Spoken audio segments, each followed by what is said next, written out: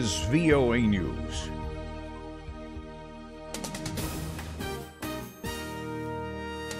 I'm Jonathan Jones reporting. U.S. stocks plunged on Monday. The Dow was down almost 1,200 points, closing at 24,345. The S&P 500 slid more than 100 to 2,648, and the NASDAQ dropped down almost 4%. The sharp decline follows a steep drop on Friday on fears that rising U.S. wages would finally end the era of low inflation and low interest rates. The UN Security Council met to discuss Syria on Monday amid new reports of possible chemical weapons use in that country.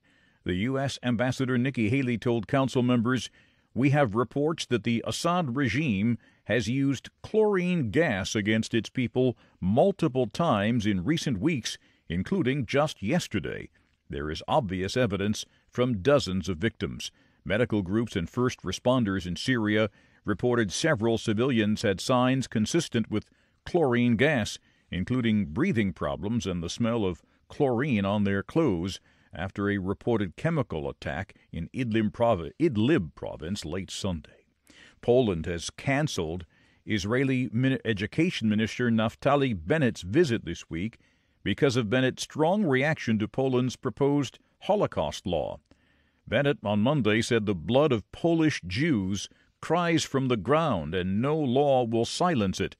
The government of Poland canceled my visit because I mentioned the crimes of its people. I am honored. Bennett was to have visited Poland Wednesday and would have been the first senior official to meet with Polish officials since the controversy over the new law. This is VOA News. Salah Abdeslam, the top surviving suspect of the November 2015 terrorist attacks in Paris, stayed mostly silent during a much-awaited trial in Brussels on Monday. Abdeslam and his fellow defendant are accused in a separate case involving a shootout with Belgian police.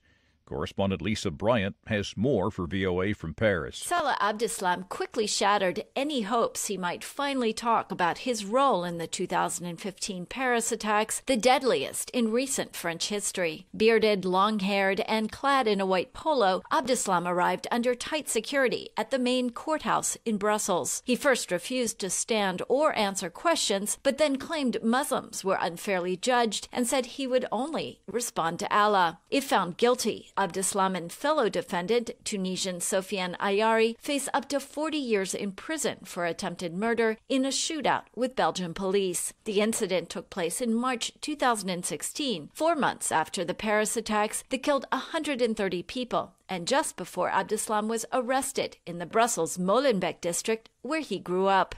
Days later came the attacks in the Belgian capital and airport that killed more than 30 people. Lisa Bryant for VOA News, Paris. Kenyan authorities lifted the nearly week-long suspension of 2 independent TV stations cut last Tuesday.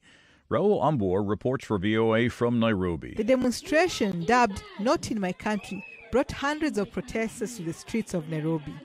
They marched against what they say is a government-turned-rogue. The government cut the transmission for the country's 3 largest independent broadcasters last Tuesday to prevent live coverage of opposition leader Raila Odinga's swearing-in ceremony. The Interior Minister later called the event treasonous and accused the opposition and the so-called complicit media of trying to subvert the government and spark deadly riots. In addition to the media blackout, 3 opposition members have been arrested. Raila on board for VOA News, Nairobi.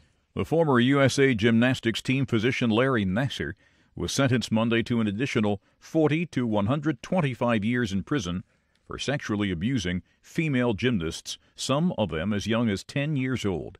Nassar already faced a lifetime in prison for 2 prior sentencing for 10 counts of first-degree sex assault and child pornography convictions for abusing hundreds of women and girls under the guise of medical treatment.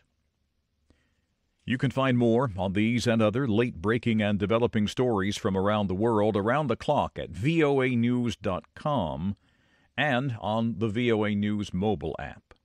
I'm Jonathan Jones reporting from the world headquarters of the Voice of America in Washington. That's the latest world news from VOA.